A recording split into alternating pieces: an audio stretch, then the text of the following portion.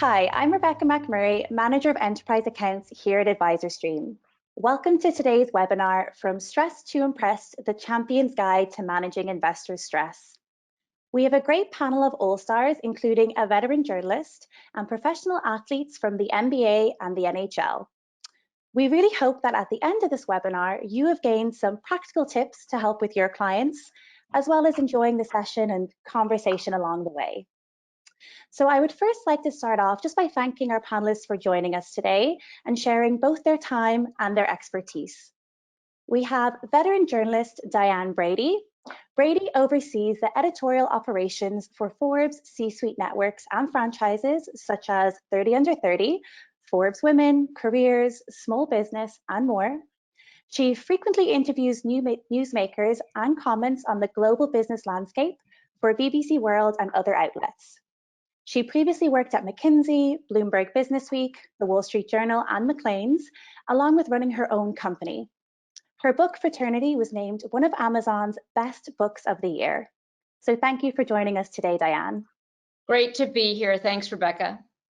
We are also joined by Alvin Williams, known as an NBA guard from his years with the Toronto Raptors and Villanova Wildcats, but Alvin Williams is much more.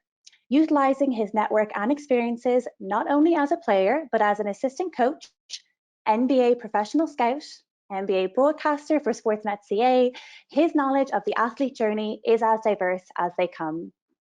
Throughout Alvin's post-NBA career, he's been involved with different initiatives that help support amateur and professional athletes throughout the course of their careers. Alvin, thank you for being here. Thanks for having me. And then last but not least, we are joined by Brian Muir, a former NHL player. He has played in 279 NHL games across 8 organizations.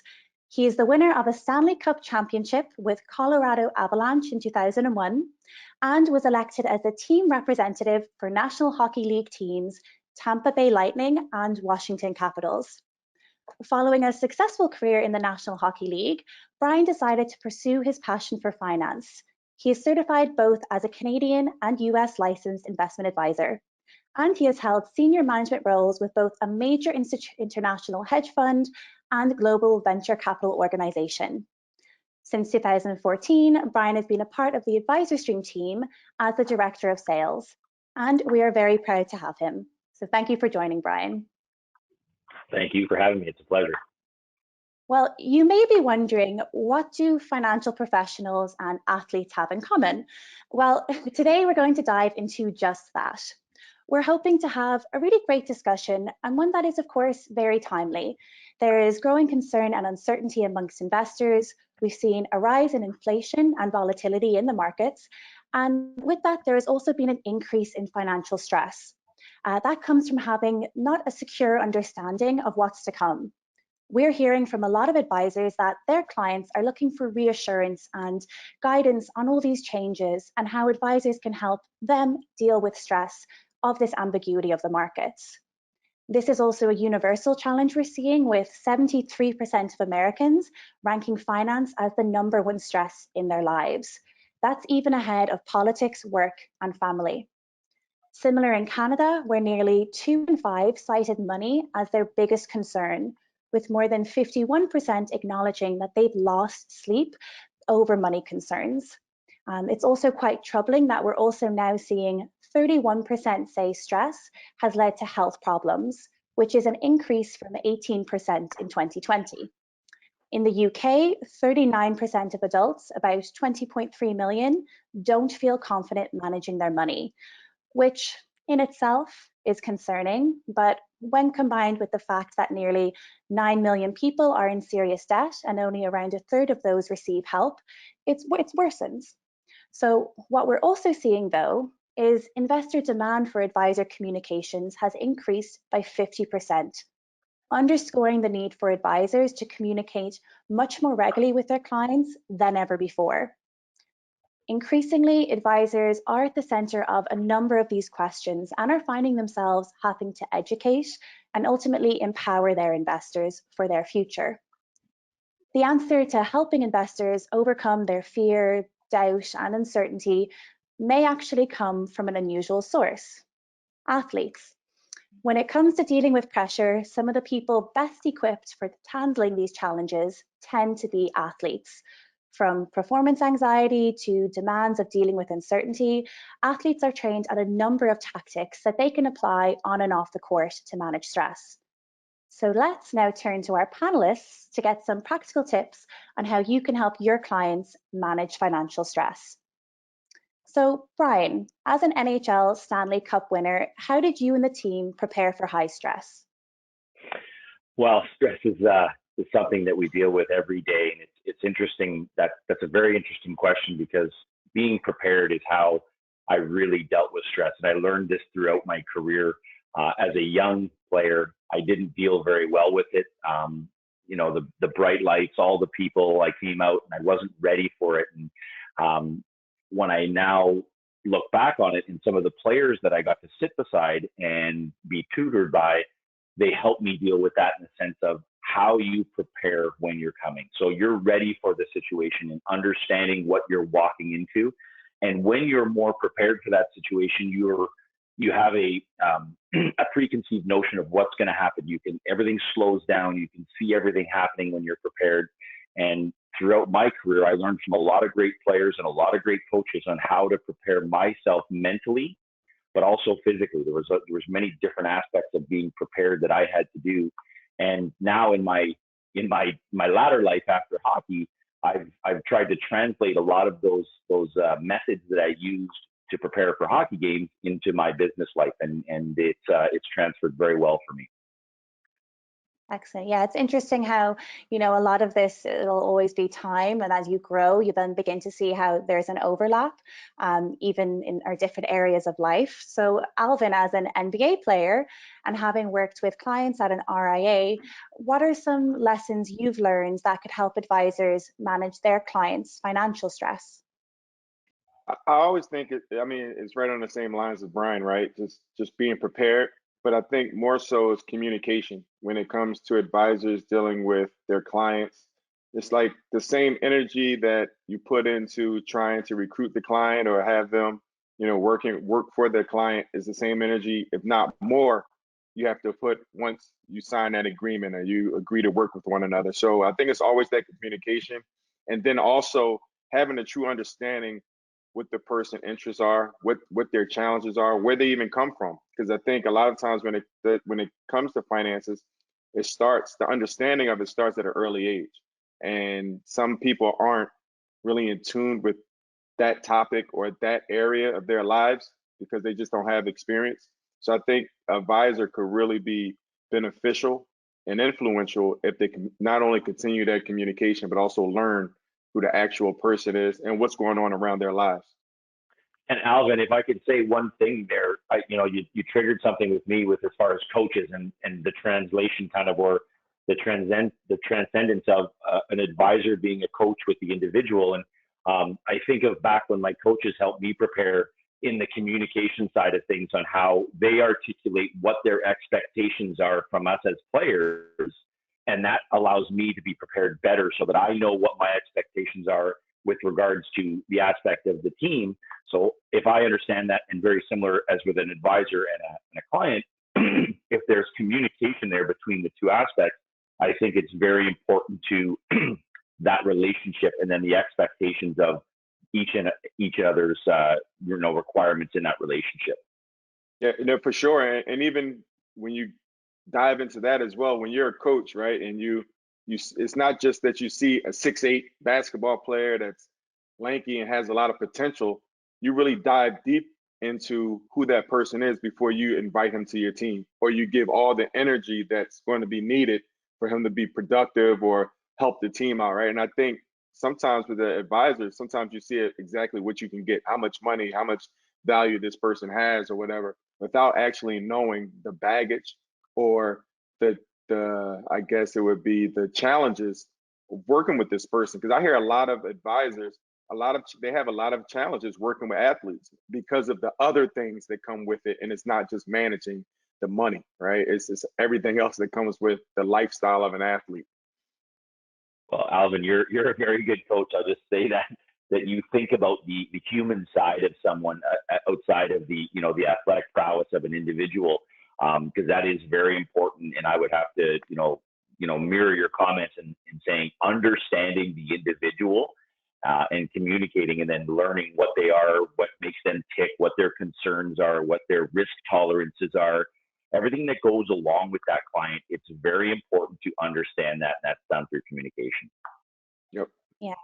So I think having that clear line of communication open, and then showing that you truly understand your clients on an atomic level, that's really what we're drilling into here. But then Diane, both Alvin and Brian did also touch on preparation as a key area that athletes seem to excel in for managing stress. As you've had a long history in journalism, faced tight editorial deadlines, Stress. how would you help advisors advise their clients for dealing with stress? Well, first of all, I have to say I bow down to Alvin and also Brian. They are both excellent athletes, and I thought that was great advice. To me, I find there's a couple of things, Rebecca. One is that ignorance breeds fear, and so I'm in the information business, and I think the more that you can help people look around the corner and connect the dots and understand what's going on, all the better. Like a classic example right now is the Omicron variant. As we've discovered and heard that it's less, virulent, that is giving people some peace of mind, even if it does spread. So we have to keep ourselves current on the information. Things could change.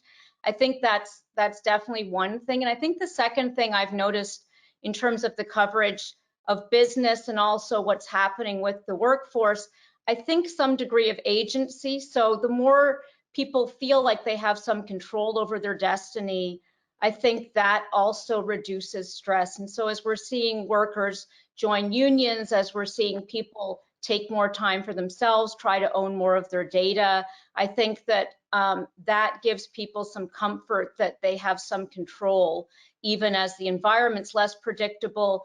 You know what your plan is, and you can navigate different situations.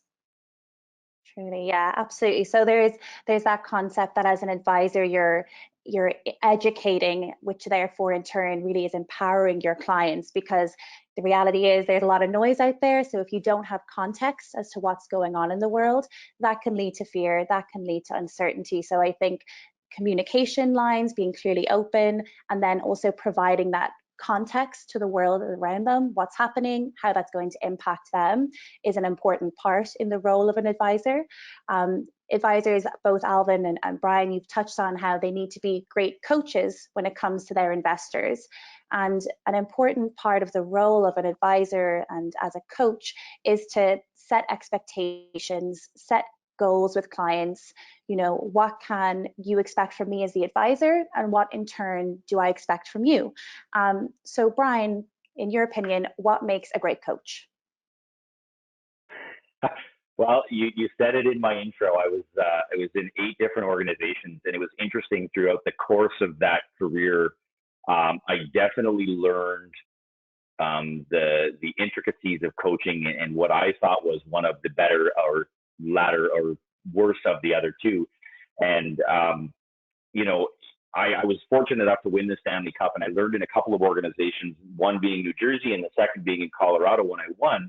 It only was then when I realized what a good coach was, and being prepared. The first couple of organizations, whether it was Tampa, we were very young. It was a young coaching staff. They didn't really realize what was needed in the process of becoming prepared in order to achieve that end goal. And I remember distinctly when I got traded to Colorado, you walked in the room the first day of the year, the Stanley Cup was the goal. We sat there and we looked, and they said, this is the end goal of what we want to do. What do we need to do? What steps do we need to take in order to get there? And that was completely laid out by the coach and the entire staff in the organization, whether it was from the minor league process that they had from players coming up, whether it was the education of the players, whether it was the treatment of the players, the coaching of the players, all of that was for one end goal. And I think as an advisor, and Alvin alluded to this, when you take on a client, you want to understand what that end goal is. You have an end goal that you think they want to get to, but that client has to tell you that end goal. And through the use of communication, you can both look and see what the end goal is for the client, what they want to achieve, And then as an advisor, you need to educate them. And there's obviously input from the client as well, just like there was input from us as players of what's the process that we're going to use to get there. And that preparedness of the entire process of doing that, and Diane alluded to this, is if you're ready and you have a plan and something goes wrong, there's something you can substitute in, whether it's an injury in our team. We have players that we can bring in that understand the system, they can be plugged in, and away you go. And it's just like your financial plan with your advisor, there's hiccups that are going to happen. And if you're educated and you understand that, it's part of the plan and the process, you move on, you step over that hurdle, and then you go on to the next step. And I think that achieving the end goal is what you need to do, and you have to understand that clearly from the beginning. Excellent. Yeah, thank you for sharing. And then, Alvin, I'm curious, in your experience, the NBA, a different world but somewhat similar professional athlete, what makes a great coach, and what have you seen from a great coach? It's a different world for sure, but it's the same as Brian said, the goal. It's a team sport, and that's the challenge, right? When you're a coach, you have good coaches, and then you have complete coaches, right? I think when you're a coach, there's so many facets of coaching. You're teaching, you're managing, you're doing so many things, and being able to bring everyone together to understand their role to attain that goal. So I always talk about roles and goals. I'm a high school coach now, so I'm learning a lot. And it's a challenge every day, but it's like breaking old habits and still trying to instill your new philosophy and what's going to be best for everyone. And I think a coach having the ability to identify their personnel and identify the people, and then able to pivot when necessary. And Brian, he touched on everything, whether it's a hiccup, whether it's, during the season, if an injury, if something happens personally in someone's life that they can't perform, or they're not performing as well as they would like to help the team. And if you're a client and, you had an off year, or the market was down, or you've made some poor purchases or whatever, how do we get back on track to attain that goal that we set from the beginning? And sometimes your goal may change sometimes, as a client, things may happen. The client, I remember when I was so young, I didn't have any children at the time. I wasn't married at the time. I didn't have all of these things. Things change, right? So just a coach being able to still communicate, but also manage and keep that stress level down, and make sure you're secure moving forward and confident in moving forward. Yeah, and Alvin, sorry, Rebecca. And Alvin, on that note, you and I, we could date ourselves here, but it's interesting the way the management of the athlete, and similarly, I think with clients as well, with advisors, the management of that athlete has changed over the course of time. Back when you and I played, I remember it was a very strict, they didn't really care too much about anything else in your life. It was, you were an athlete, you were doing this. Now the management of the entire life cycle of an athlete, whether it's the personal side, the financial side, the athletic side, all of that comes into play now. And there's a lot of things that those advisors and coaches have to do in order to manage those athletes and those people. And I think that, Diane, I think you're nodding your head there, and I think that you understand that pretty well with some of the stuff that you've written, I'm sure. Yeah, it's very much the same with great leaders. And I think what has distinguished, to me, the leaders I've covered, and that's probably my 10,000 hours, is one, there's an ability to connect the dots. I think we all get immersed in our day jobs, and taking that 30,000-foot view is actually difficult. It requires some work, and they have that ability. And they also have the ability to take decisions fairly quickly and live with it, because they do have a plan. They do have an end goal, and they start with the outcome and they work backwards. And I think that that's a very powerful lesson for all of us, almost like a chess game. If you play it out in your head, you know where you want to go. It keeps you focused when there's a lot of turbulence around. Yeah, and for advisors and leaders, Diane, like you said, you have to be on your toes now, because Brian mentioned as well, back in the day, you told us what to do, we just do it. That was the discipline. That was how we were raised. That's how, a coach told us to do something, a parent told us to do something. Now people are questioning. There's more information out there. So you got more critical thinkers, and people are ready to express themselves. And in a locker room, when I was in a locker, we never talked about contracts, money, and bet. We never did anything. It was so much money in the locker room, and it was like a secret society. You don't talk about it. So now it's out there. So advisors really have to be ready to to answer certain questions, some serious questions over and over, just as coaches. A coach is not just telling a player to do something and they're going out there to do it. They're going to combat, they're going to push back. And, you might have a place where now the players will get the coaches fired. So it's that element as well. So it's a definitely different world right now. Coach trust. One thing I want to mention as you're both talking, Brian and Alvin, is one thing I think is a great aspect that I've actually tried to use as a leader, manager myself internally is the concept of the playbook. And I think when you have a process that you can replicate at scale to different situations in your life, it's so powerful. Like, we don't actually ever break down the things we do into a process or a playbook. That's what athletes do. That's what great coaches do. And I think that's what great advisors do. And having those playbooks, I think, gives people comfort. And you have to think about it. You have to be intentional about it. And I think that's certainly something that I've tried to do is with our processes, so we're not remaking the wheel every year. We have something, we can replicate it, and we understand how to adapt it and be flexible when things change. Well, Diane, you talk about the process, and I just think of one of the coaches that I had, and I was fortunate enough to win the Stanley Cup with him, is Bob Hartley. And if you ask my opinion, he was a very, Alvin, he was an old school coach. He demanded a lot of us. And he just, yeah, and he, but the thing is you talk about process, Diane, and he's gone on to win at numerous different levels. He won at the AHL level, he won at the NHL level, he won at the European level, he won at the Russian level. So that process that he had, obviously, that allowed us to win the Stanley Cup with Colorado, he's transferred it to other teams and other organizations and other players, which are completely different personalities, completely unique, but that process then allows them to achieve that goal again. And I think it's very similar with an advisor. Clients are going to be completely unique across the board. They're going to be very different. Goals are going to be similar somewhat, but I think that if you can have that process and allow yourself to execute it throughout your entire client base, you're going to do extremely well. Yeah. So as the advisor, then really it's having that end goal in place is what I'm hearing, having that strategy, your playbook, and the destination, you know where you're going. So one of the things, though, the hurdles that we often hear, and in my role I hear from advisors, is that they're excellent at setting goals and establishing expectations with clients and helping investors. But the issue often lies with having investors stay disciplined during a soft market, for instance. So, Alvin, whether it's athletes or investors, success requires a plan, it requires discipline. I think we've established that. But in your time coaching the Raptors, how important is that plan, and how do you get sticking to it? How do you keep going with it? The plan is critical. The plan is critical. The process is critical. And making sure that everyone that's a part of the process and part of the plan understands what it truly is. Because I always say every player want to win, but most of them want to win their way. And until they really truly trust what's going on, they truly believe the coach and the leader and the organization, then you won't get the most out of them. So I think it comes from a standpoint of you have your coach. The coach a lot of times is listening to management.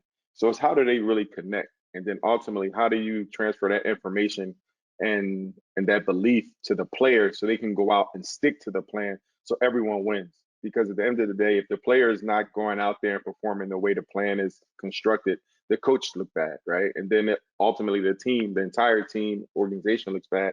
And I feel it's the same way. If you have a client and they're losing their money, right? And it's always funny to me when you have young athletes and they may not be in a position at the end of their career financially where people say they should be. The advisor never gets criticized. You only hear about the client or the athlete, right? It's never the client, or even with the agent. I think it's a team effort. And that's why I always go back to, how do we work together? How do you work together so everyone wins? And I believe that's the critical part of it.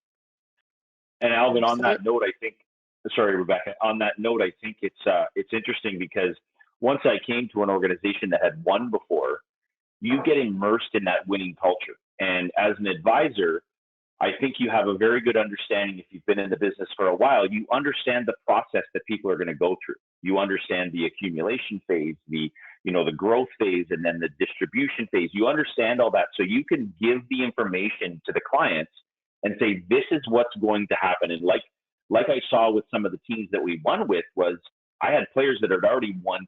They're telling me, as well as the coaches that already won, they're telling me this is what's going to happen. We're going to have injuries. This is the process. We're going to have 7-game series. You're going to have a super amount of pressure when you come into a game 7, but you're prepared. This is the reason we won the regular season, so that we could have home ice. And all of that process and having history and understanding it, but the information transfer for all of the people, from the advisor to the client, they've been through that already with another client, and they understand it. So they can say, here's what's going to happen probably. And as long as the information gets transferred and the client has this perception, okay, here's one of the hurdles. 2008 comes around. This is a hurdle we're going to face. We're not going to sell everything here. This is what's going to happen. If we look at the trajectory of the stock market in past history, this is what's going to happen. And if you stuck it out, look at where you are now. And that process and that information transfer from the advisor to the client, coach to the athlete, player to player, is one of the most important things that I think, winning and understanding and keeping to that plan is part of. Yeah, and you mentioned 2008, and I just remember that time and my advisor telling me not to sell things. You just relax, be patient. I'm like, what the hell are you talking about, man? This thing is looking crazy. So, but it's a unique position for we comparing coaches and client and advisors. The one thing that a coach, a sports coach have that an advisor, they're not privy to, or it's a confidential world. So Phil Jackson can grab a young Kobe Bryant and say, I coach Michael Jordan, and this is some things that he did. This is what I've seen. This is the mistakes he's made. And he can get really personal with it, where Kobe Bryant can really start trusting Phil Jackson quicker, right? Advisor, they got to be careful about, some things and some information they share when it comes to dealing with individual clients. So that's one advantage that a coach can use on their behalf to help, players get to where they want to get to, where advisor don't have that luxury. But Alvin, you raise a good point, because I think the power of storytelling is you can anonymize it. We certainly do that. But I mean, if I think about my own life with regard to advice, I'm probably in that percentage that doesn't like thinking about markets and money. And I think when I dollar cost averaging, it's not just the what, but the why. And so when you understand that you get more bang for your buck when markets go down, that actually gives me comfort, to know that if I'm saying investing in an index fund, that I'll get more of it when the market goes down because I'm investing a set rate. I think things like insurance, which again, eyes glaze over. Well, my husband died in March of 2020. I have 3 relatively young kids. If not for term life insurance, I would have a huge amount of stress on me. Knowing I had that gave me comfort. I think, the US is a very different scenario from Canada, of course, but I also think when people feel they have good health insurance. So when you've got an infrastructure around you, which to me is what a great financial advisor does, it gives you the comfort to live your life and to know that the worst case scenario is not going to happen. And here in the US, every 8 seconds, somebody is turning 65 now. And I think one of the best things that employers have ever done is opt out versus opt in. And so if you're just not thinking about part of your paycheck going into retirement, you'll be okay versus having to be intentional about something that frankly gives most of us stress. So to me, with all the advisors on this call, you're in an incredibly important job. And I think that when you can tell the stories, maybe not with names, as Alvin said, and you can share the life experiences of your clients, it puts a specificity to it, because we're all human beings who are going to face these crises in our lives. And it's the comfort that you can provide in that financial ecosystem that we can get through it. And Diane, on the note of kind of the education side, you talked about it and you alluded to, coaches, they educate, but advisors, as long as they're educating, and I think, with what you do, you obviously create content, and you don't always have to tell stories. You can leverage content to do that. And I think that, through the use of many different publications, there's all sorts of stories that, Alvin, we hear the stories of, I can think back of Sergei Fedorov gave power of attorney to someone and he lost $60 million. that, there's an article written about that, and we can leverage that and say, here's what could happen if we're not prepared. And Diane, you created many pieces of content with regards to this in the financial stories and the education. And I think as an advisor, all the advisors on the call, education is very important so that, Diane, you understood what term life was. You understood it so that, if this A, B, or C happened, here's what the outcome would be. And I think educating the clients to the use of content is one thing that we can leverage here in the digital world now. There's a wealth of content out there, and you don't have to be a superstar knowledgeable at everything, but you can leverage that content and educate your clients with that. There's a tsunami of content, and I think one of the things you raise is, I think of, if you're a great advisor, you're like an information concierge. I think I'm one of the few journalists who say nobody needs more content. We don't, right? Like, we would pay money to have fewer emails. What we need is more intelligence. And so really, if you're on the front lines digesting that content, don't expect your clients to read it. You have to synthesize it. You are the experts. You tell us how you interpret it. It's the analysis that's important as opposed to the factoids, because there's so many different things happening all the time. It's the trusted, interpreters of that information, I think, are the ones that we come to rely on. So with this education, what I'm hearing, Diane, is that it's great to have that fire hose of content, but it needs to be cutting through and really some content that resonates, but also that it needs to be coming from a trusted source and having that trust established with clients. Alvin, what would you say is some kind of tips for, I'm sure when you're joining a new team, you're building a rapport, you're building trust with your teammates in order to be successful. What are some tips perhaps that advisors could use for establishing trust with newer clients? Oh, wow. I think just showing the concern and showing that you're willing to understand the person. And I always go back to the human again, because finances, we talk about stress, that's part of life, right? But the emotional side, I went through just personal experiences. I went through a lot of emotion from times that I made a lot of money and times I stopped playing and wasn't making nearly as much money. But I remember some of the times, most unhappy times, is when I made the most money, right? It was a lot of stress. There was a lot of responsibility. There was the performance side.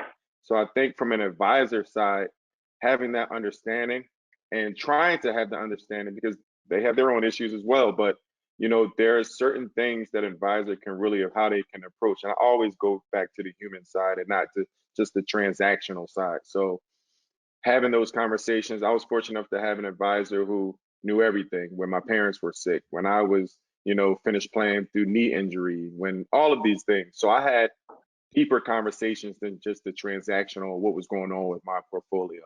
I think getting to know your clients as best as you can will be very, very helpful. Yeah, that human connection. I'll put my advisor hat on now and not the athlete hat. And I think back to when I started, and as you can probably tell, I like to talk a lot, but the one thing I learned as an advisor, you need to listen more than you talk. And I think the 80-20 rule is very important. And you talk about that relationship, Alvin, and how important that is. And I remember sitting down with my advisor, and there were some uncomfortable silences. They wanted me to talk. They wanted me to give them some information so they could understand. They would ask an open-ended question, and I would start to ramble. What's your risk tolerance? What do you feel if the market went down 20%? And they don't talk. And then you've got to listen as an advisor more than you speak. You're not spouting all this information. You need to understand that client before you can put a process or a plan in place.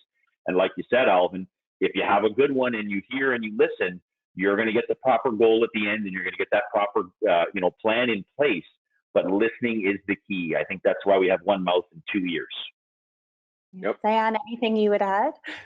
I guess, and this is I'm thinking of as part of it's the listening. One of the things that I've invested in 529s. I'm here in New York City, and I remember talking to a financial advisor saying, I don't really need to do this because I'm going to shove my kids north of the border to Canada where it's much cheaper.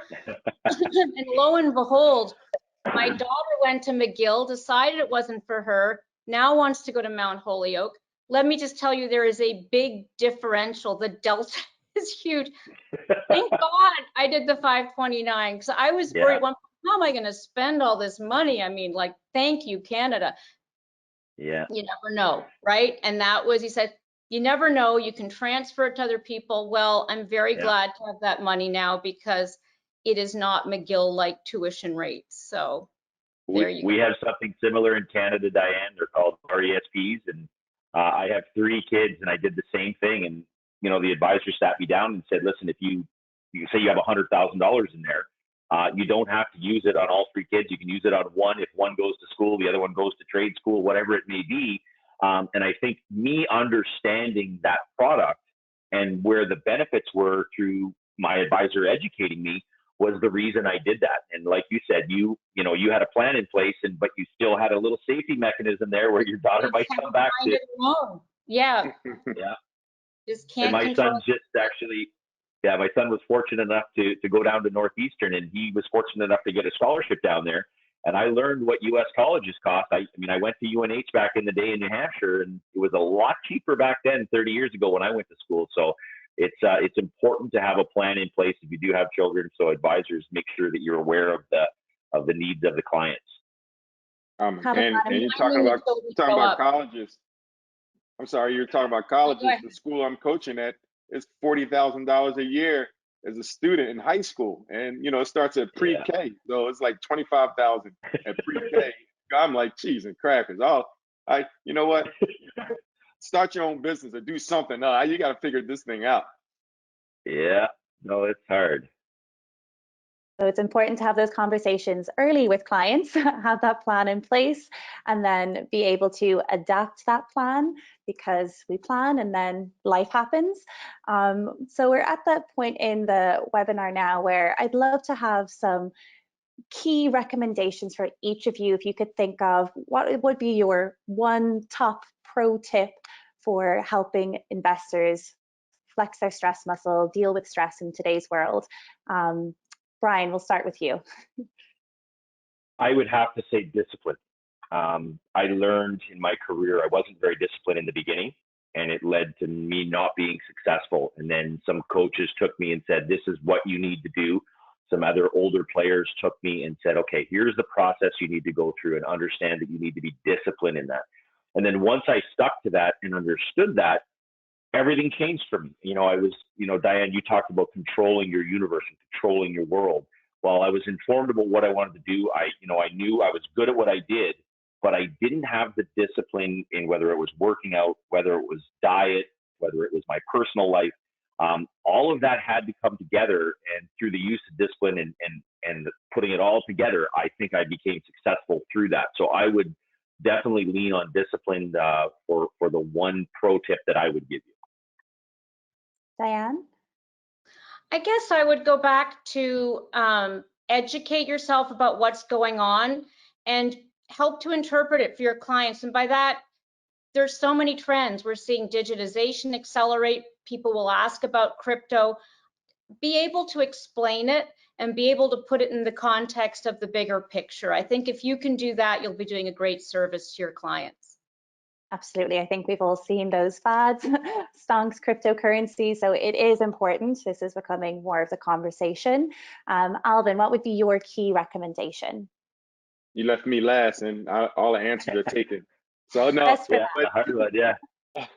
but I would say vulnerability, being vulnerable, and I think that helps you learn, and that helps you create that discipline, because you don't know everything, and not to be afraid, whether it's on a basketball court, on the ice, in the office with your advisor. Just be vulnerable enough where you can ask those critical questions that can help you later down the line. Yeah. I'll say one other one, Rebecca. Yeah, adaptability. And I learned this, I came in, and Alvin, you could relate to this, and maybe Diane as well, just as a writer and a content creator. Adaptability. I thought I was a certain type of player, and I had this vision of what I was. And my coach told me, this is what you need to do in order to fit the puzzle that is this team to help us win. And I thought that was very different than what I was good at, but I had to become adaptable to fit that so that I was there and I could play. And once I learned that, it really transformed me. And I think, you know, as an advisor as well, if I was to give the advice, putting my advisor hat on, adapting to different clients. And I know that, you know, advisors have a certain client set, that this is the ideal client that I have. It's, you know, a 65-year-old couple with a set amount of money. But the thing is if we adapt and we learn to change, there's all sorts of things that are changing now. Not everyone's 65 with money. There's a lot of young people with money. We need to adapt to millennial clients and the way we talk to them, the way we educate them. So I think adaptability for advisors is going to be key going forward. Absolutely. We're living in a digital world, and it's about being able to meet your clients on the platforms where they're spending a lot of time, but of course, keeping everything grounded in that human connection, being vulnerable, being open. I think that goes both ways, as the advisor and as the client. What I would like to do now is put to you some questions that were submitted by the registrants before the panel. So I'll start off with Diane. What is a top piece of advice you were given in your career that has stayed with you? Well, that's such a good question. I guess I would say it's a natural tendency, but to stay curious and to always ask questions. You know, I remember interviewing Barry Diller once, and I said, how do you pick people? He says, you know, the thing that is hardest to hire for is curiosity.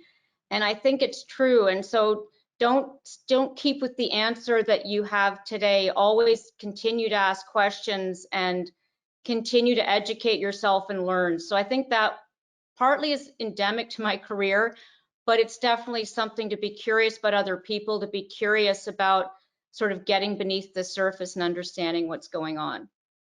As an advisor, I suppose being curious is going to be a huge key to actually understanding your clients and learning about your clients. You know, I think, Alvin, you shared that you did have that resource of an advisor who took the time to be curious about your life, who you are beyond the pieces you're investing in, beyond your career, you know, what is important to you, what is of value.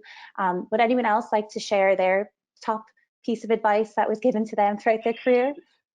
Brian? Sure. So I you know what, I learned it myself actually, and it was I was never drafted to the NHL, and I was never supposed to make it, and I kind of by happen chance somebody found me and they thought I could do it, and it was really believing in myself, and it took me a while to understand that you're good enough to do this. I was never kind of, you know, a first rounder or whatever, tell you you're going to make it, you're going to be a star.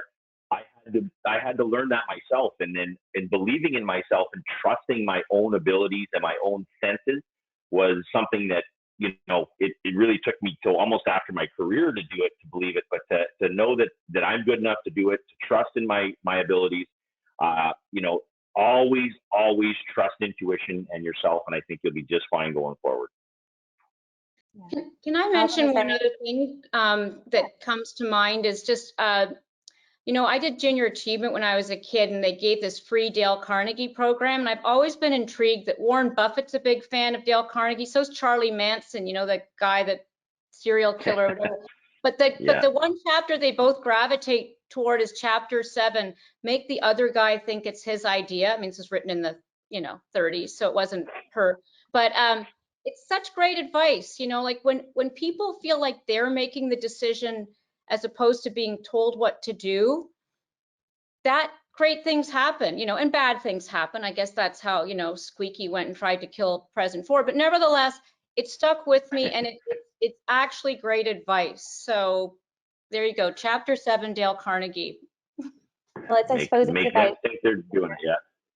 yeah, when you're educating clients, part of the reason why you're doing that, of course, is then to empower them to make those decisions, because the likelihood is if they're educated, they're going to come to the same recommendation that you have for them, but they're coming to it themselves, that they've seen what's out there, they've heard it all, they've read the information, and now they're empowered and educated. Alvin, is there anything that sticks out from your career as a piece of advice that has stayed with you, that you've stuck with? I got so much advice throughout life, and some of the way the advice was given to me, I'm sure I can't say it on this panel. It's not, maybe after we get off the camera, but kind of like Brian, I learned it, and it was early on, that it's never just about you, right? It's always bigger than you. And that's helped me in so much, whether it's relationships, whether it's companies, whether it's a team. And that's helped me, identify a role and be part of something much more special than anything I could do by myself. So just realizing that it's not about me, Alvin, it's about so many other things and everything around me. So just happy to be in a part of something and bring my own value to make sure what's around me continues to succeed. So I guess that's one of the biggest things because it carries through, for the test of time. Great advice. Yeah, absolutely. Great advice. I particularly like this next question because it's almost a different angle to what we spoke about today. We've kind of delved into how advisors can help their clients deal with stress, but on the other side of that is the advisor themselves and the stress that they are going to be experiencing. So, the question, how do you build your stress muscle? We see the bad data before our clients and also much more often. So how do we cope with that stress? Brian, do you want to pick up as you were an advisor?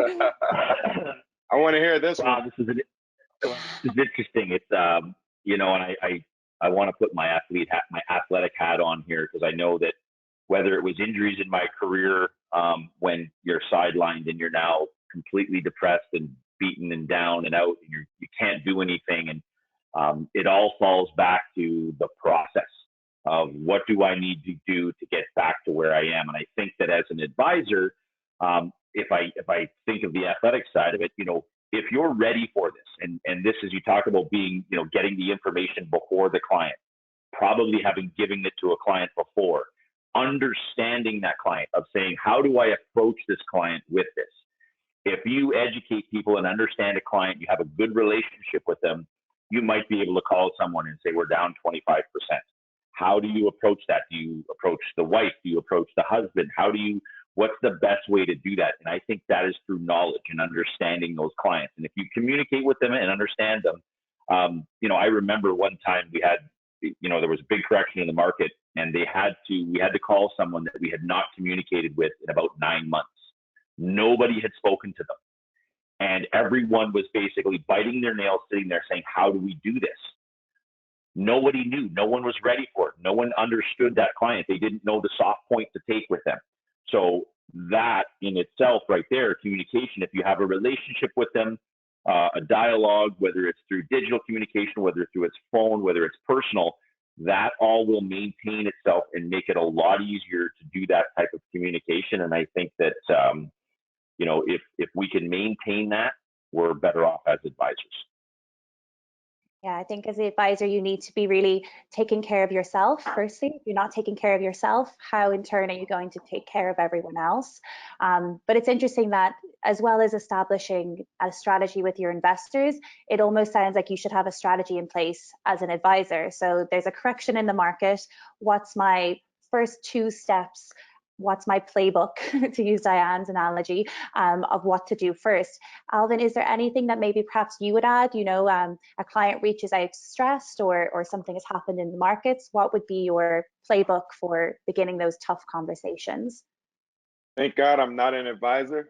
But I would say on the same lines as Brian's, that the communication there, because when the bad times come, it's hard to have those conversations. It's like that with anything. Everything is all good. When everything is good, we can talk all day, we can crack jokes. But when the bad times come, do we want to talk about it? Whether it's with your girlfriend, your wife, your kids, your friends, whoever. So I think always having that line of communication and being able to articulate the strategy and making sure they understand and that comfort level for them, for the client is there. And I think that would alleviate the stress and the anxiety for the advisor making that phone call or having that meeting. I think the sooner you can have that communication and the more you have that communication throughout the process, that could help alleviate some of that stress from an advisor. That's just my thinking. Brian knows better than me.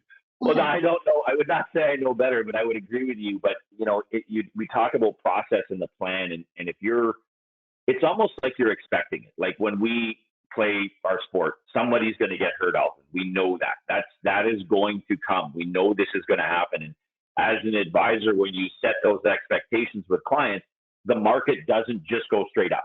It is what it is. Life happens. Rebecca, you said that. Things happen. People pass away.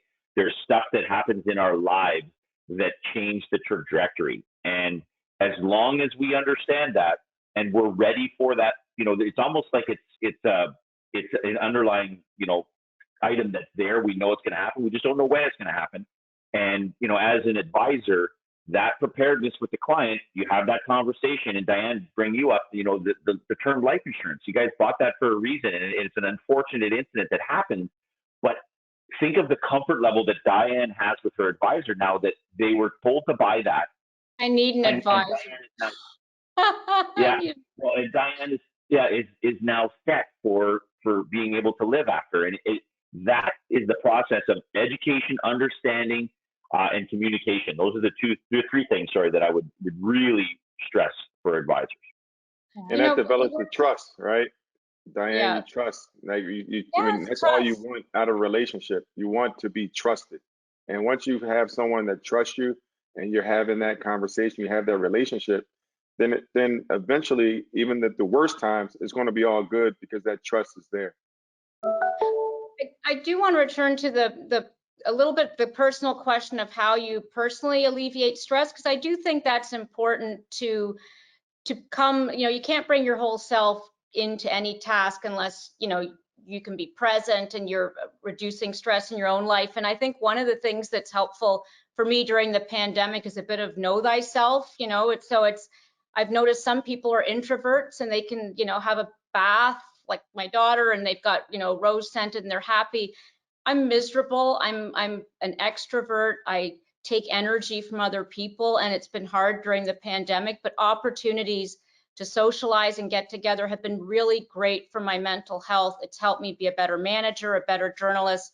So I do think to make time for joy in your life, whatever that form that takes, is really important for everybody in this call because it makes you better at whatever it is you do.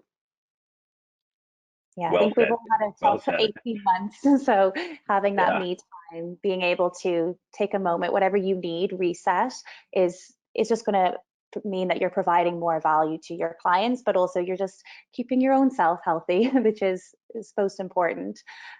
This is an interesting question actually as well. So I'm going to position this with you, Alvin. So what is your system to keep going when you are really behind and losing badly? So if things aren't going well, how do you deal with bad losses? Bad losses in a game or in life? I would say maybe perhaps both. In a game, things you started off, the plays aren't working, they've got to go. Life, Yeah, life goes on, and that was always something that was taught to me by my parents. Life goes on, things happen, and once again, how do you prepare to go through? And it goes right to Diane. Like, you have to take care of yourself. If you're not whole, then when those challenges come, then you can't continue to move forward. So how do you make sure you're the best version of yourself? As a coach, you're the best version of yourself when you're prepared, you practice, you scheme, you did everything that you need to do to make sure you give your players enough tools so they're empowered out there on the court. And life is the same thing. Like, people around you, making sure you're that person that you feel good about every day. So when things come, you're ready to move forward, no matter what it is. Diana, I'm sorry to hear about your husband. And I lost my dad this summer. So it's like one of those things that hit you, but my dad prepared me to move forward, right? He prepared me to move forward and make sure that I maintained the way I was supposed to live life. And that came from the beginning of the foundation. So I think setting that foundation, that'll help you get through those moments. And then adaptability, as Brian talked about, having that ability as well. Alvin, I'll never forget I used to really wear it on my sleeve when we lost, and it was so frustrating. I was so upset, and I'll never forget, I had a coach come in after we just got absolutely blown out, and he looked at me, he brought me in, he goes, I know you're mad, I know you're upset, because I was the captain of the team, and he said to me, tomorrow's a new day. That is the beauty of the game of hockey, is we play 82 games a year, and tomorrow is a new day. And I remember sitting there and I said, what's done is done. We have to forget that, and we now go on to the next day, and you talked about that, and we were prepared, and you learn from your losses and you learn from your life events, but you go on to that next day, and then being able to wake up, have a smile, and then do that same process again and put your 110% in there. I think is a very unique trait that a lot of good advisors have. Yep. Knowing that this too shall pass and being able to learn. I think, Brian, that was a great point that you just made. So there's somewhat inevitability that life will bring stress, that, you know, there will be downs that accompany the ups. So it's all about what you can learn from those tougher times and taking that with you throughout the future. Diane, anything you would like to add? No, I'm getting, you know, one of the things I always admire about, well, certainly Alvin and Brian is there is a reason why team sports are very powerful for kids as a foundation. And I think it gets back to the points you both made earlier, which is that the more we can feel connected to the team, it could be the team of our family, it could be the team of our colleagues, it could be the teams of our fellow, you know, in my case, Americans, Canadians. I think that it sounds trite, but I think the more we feel like we're in it together, I think that that's actually very powerful, because I currently am living in an environment that's very, you know, divisive and polarized. And I think the more we come back to these common touchstones of what we have in common, I think that that's just very powerful in terms of giving us peace of mind and giving us a sense that at the end of the day, we're all human beings trying to build good lives for ourselves and our communities, and frankly, right now, our planet. So that's not really a piece of advice. It's more, as I'm hearing Brian and Alvin talk, it's reminding me that team sports is a very powerful way of orienting your mind. So it's not just you and your destiny, you've got a bigger purpose. Bring us all together. Yes, lovely. Well, then this last question is somewhat a fun one. Brian, it is directly for you. Who was the winningest, aka best goalie that Brian Muir ever played with? Brian? This is an interesting question, because I played with the two best, I think. I played with the three best, might have been, no, two best with Mark Fleury. So that would be Patrick Waugh and Martin Brodeur. And I think the winningest one is Martin Brodeur. When I played in New Jersey, I think he's got 690 wins, and Patrick has 550, I think. So they're the most winning. And the interesting part about, that they're both in the Hall of Fame. They're both phenomenal. It's very interesting to understand the mindset of a goalie. You know, part of it, Diane, you talked about team, and they're a very unique piece of the puzzle of a team, because they're kind of on an island by themselves. Some of them are very unique individuals, unique personalities, and we kind of just leave them alone sometimes, and they just go do their thing back there. And Patrick was a very outspoken, driven individual, and he had a lot of processes that I learned from him about. You talk about discipline and stuff. Man, was he disciplined in his processes, and I think it led to a lot of his success. And as well, Marty Brodeur was just a fun guy, and he was one that demanded a lot of you, you know, being in front of him. And I think that you know, Marty has won. I think he's won 3. Patrick's won 3 or 4 Stanley Cups, but I don't know. But I think that I learned a lot from both of those guys. They're very winning goalies, and they're both in the Hall of Fame. So I'd have to say Marty's the best, but Patrick was a close second. Perfect. That's somebody putting together fantasy hockey league. Yeah, perhaps. Well, I'm of that era. We're really old and we're done. I think Marc-Andre Fleury is number 3, I think, on the list now, and he's still playing, and he's an older guy, but he's doing extremely well. And he's an interesting personality as well, if you know him. Very good as well. Perfect. Well, thank you for indulging us with that question, Brian. And thank you to our panelists for joining today. We're just out of time, but I hope that you have learned something that you can, you know, share with your clients. My key takeaways is that, you know, financial advice is grounded in a human connection, and it is about establishing that trust, keeping that communication open, and then having a strategy in place with your clients, but then of course being able to pivot when needed, and that understanding that, you know, there's human emotions, and that this too shall pass, and that we'll learn from the losses and we'll reach that end goal. So thank you again for our panelists, and take care. Thank you. Thanks. Thanks.